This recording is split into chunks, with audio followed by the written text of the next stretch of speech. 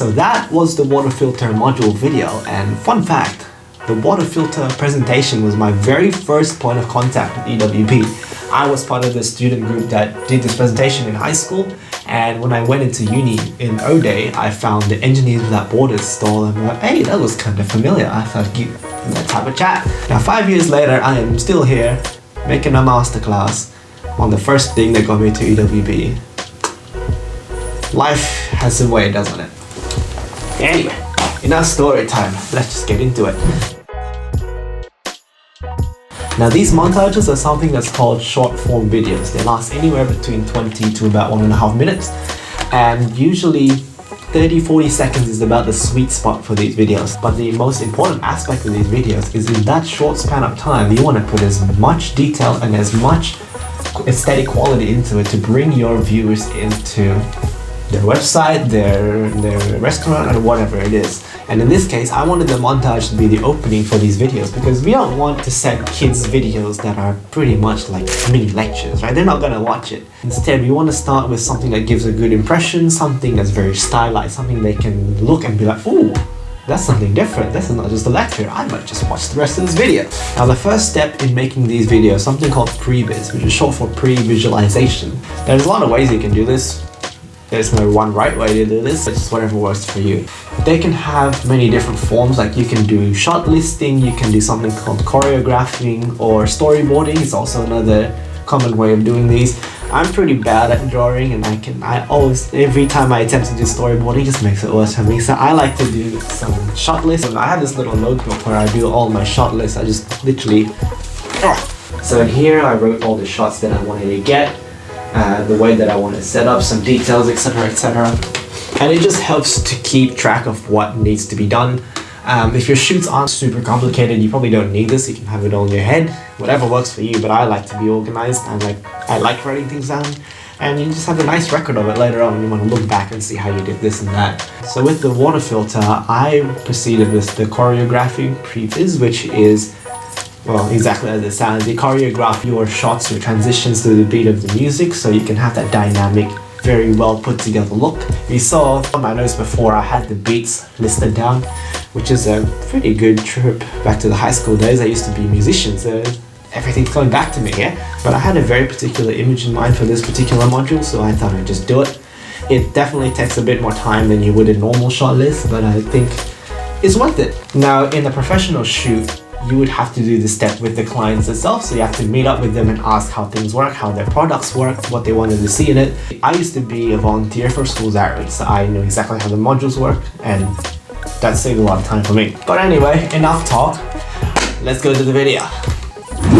So this first shot, the most important shot in your entire video, and I absolutely failed with flying colors. It's just terrible. It doesn't look good. The quality is off. The lighting is off. It's super noisy. Now the thing that went wrong here is, first of all, I think I chose the wrong picture profile. A picture profile is something that a lot of videographers tend to play around with. The most common ones you hear is S-Log, which is typically just a flat color profile, which is supposed to make color grading easier for you in post-production. Everything is flat, so when you pull the contrast, message lighting, etc., it doesn't mess with it too much.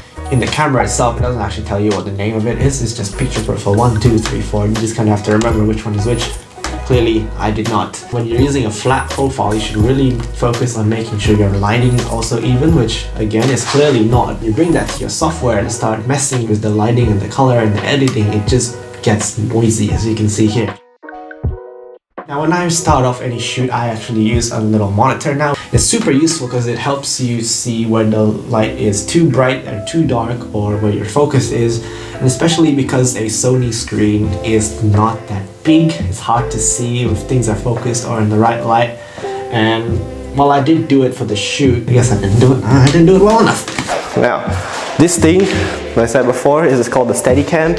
It's supposed to be like a handheld stabilizer, kind of like a gimbal, but not as good as you can. It keeps moving on. It's not balanced because I'm not actually using it to stabilize my camera. I'm just using it to guide my movement because I want it to look something like this. And just easier to have that rotating point. So that's what I'm going to use this shot. I'm gonna look a bit stupid doing this because you're trying to get all the stability in the motion you can, the amount of control. In this case, I'm moving backwards and forwards. I want to make sure I have enough spring in the way that I move. You're gonna look a bit stupid, but if it gets you a good shot, it gets you a good shot. I do not like doing it with the stabilizer. It still moves around a lot. It's a bit hard to control because it's so heavy. So I'm gonna do it handheld. Let's see how this one goes.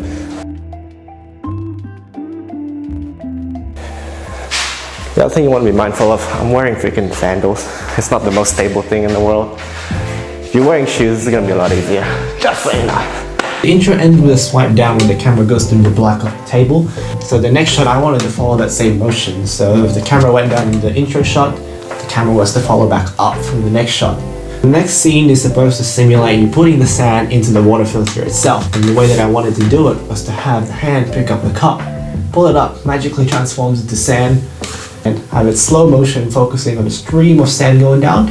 The stream goes into the cup, the camera locks into the cup, and then the cup moves to the beat of the music.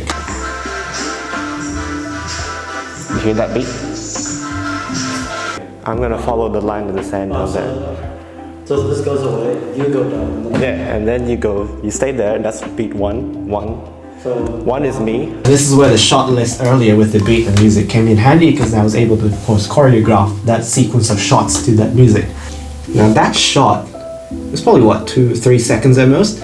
That took a good 30 minutes to film, making sure the shot is lined up correctly, practicing the movement, getting it into the cup, getting the cup movements right. It was the hardest shot of the day by far. Makes it look pretty decent though. And this is why you want to have a previs, especially if you want to choreograph your shots to make a beat flow like this, because boy, that was a nightmare.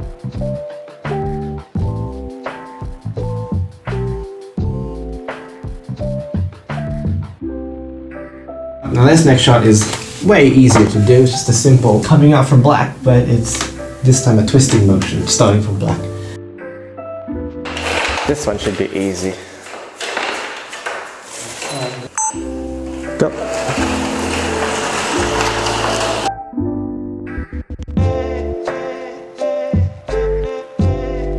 Something I'll point out here as well is you notice how the camera is really fast when it comes into the shot, slows down heaps when you see the rocks and speeds that up again. That's a little technique called speed ramping when you're doing the edits. It's literally like a ramp, so you start off fast, you ramp down to slow, and then it ramps back up again. It's kind of like a skateboard ramp, if you think about it that way. It helps make everything move more smoothly, but at the same time gives you that aesthetic quality, and as well it points out to the viewers the important action or information that's happening in that shot right now. So this shot I'm supposed to do. The camera is going into the black of the table. It's supposed to come back out from another black. So it has that sort of, what do you call it, fill-in frame transition, that's what it's called. But we've already done a few of those, so I thought I'd make it a bit different. And start the black from the hands like this. That's from black, charcoal being put down, and then smash. But we don't have any charcoal, so trying to figure out how, what else we can do to take the shot. Okay, so we're gonna instead try and use these Mentos looking rocks instead of charcoal, and then sprinkling it into this rock to simulate you putting the final pieces of rock before then the next shot is going to be sweeping all of that into the water filter itself.